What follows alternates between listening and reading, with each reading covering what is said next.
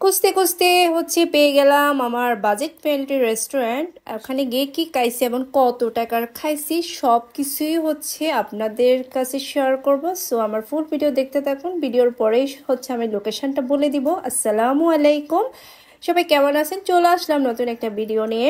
আমার পকেটে ছিল আসলে আজকে অল্প টাকা, তো অল্প টাকার মধ্যে আমি কিভাবে যে খাইতে পারবো ওইটা চিন্তা করে বাজেট ফ্রেন্ডলি রেস্টুরেন্টে চলে গেছি। ওটার মানে ডেকোরেশন আমার এত যে সুন্দর লাগছে, এত যে সুন্দর লাগছে বলার বাইরে।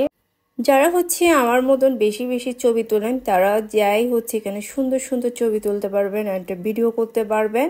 আর ওনাদের কথাবার্তা আমার অনেক বেশি ভালো লাগছে। ভাইয়াটার কথা কিন্তু অনেক সুন্দর। আর এখানে খাবারের মানও কিন্তু অনেক ভালো।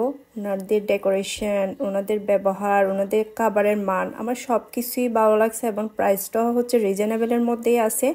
যারা স্টুডেন্ট আছি আমরা, যারা আমরা বাজেট ফ্রেন্ডলি রেস্টুরেন্ট খুঁজি সব সময়, যাতে আমরা পকেটে যা টাকা আছে তা দিয়ে যাতে ভালো মতো খাইতে পারি ওটাই চিন্তা করি। তো আমি স্যুপ অর্ডার করছিলাম। তারপর স্যুপটার প্রাইস ছিল 180 টাকা। 180 টাকার মধ্যে এটা আপনারা দুইজন মিলেই খাইতে পারবেন। তো আমরা দুইজন মিলে এটা শেয়ার করে খাইছি।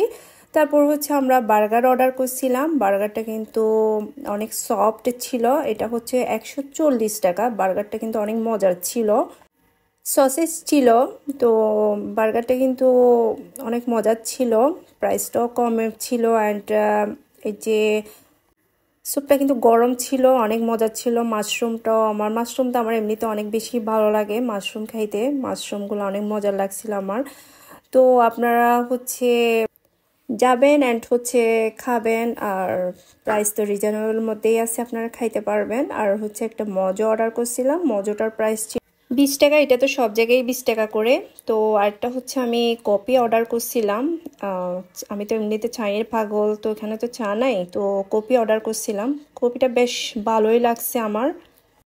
কপিটার প্রাইস ছিল 120, আর যেটা কোল্ড কপি ওটা 140। তো আমার মনে কপিটার প্রাইসটা একটু বেশি হয়ে গেছে। কপিটার প্রাইসটা যদি একটু কমায় রাখে তাহলে ভালো হয়। আমি ভাইয়াকে রিকোয়েস্ট করব কপির প্রাইসটা যাতে একটু কমায় রাখে, যাতে সবসময় যাই খাইতে পারি ওটার জন্য।